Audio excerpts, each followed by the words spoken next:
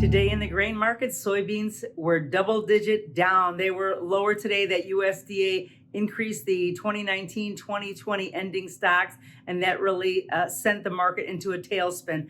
The export forecast is just a tall order to keep up with, even though the USDA did decrease it a little bit. It's very difficult for the markets to continue to stay up here. Planting is also ahead of schedule. These kind of things will definitely put pressure on the market at this time. And corn was also ahead of schedule on its planting. And speaking of corn, it was lower today. The report really was not as bad as we thought. So corn ended up down 4 or 5 cents, but it didn't take it on the chin, certainly the way soybeans did, and even wheat. The idea that the USDA said that that the forecast is a $3.3 billion bushel crop is something that we already knew. So in some ways, the market had already digested this kind of information. But I think that there's some interesting things along the way too.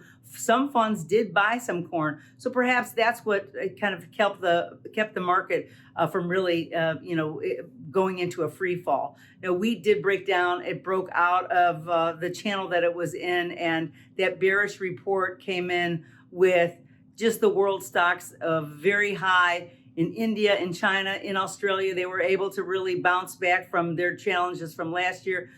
From Russia, the Black Sea region, that was doing very well. Europe actually did less, but certainly the parts of the world that did better completely overcame that issue. So we've got to watch that somewhat. And now wheat is really breaking to that $5 benchmark that we had talked about earlier. And so now that we're here, this could very possibly become the resistance number as opposed to the support number. But we expected that after the report would come in, unless there was going to be a whopper of a number, it was going to put some pressure on these markets, and pressure it did. So that's what we saw, all the markets really turning lower today.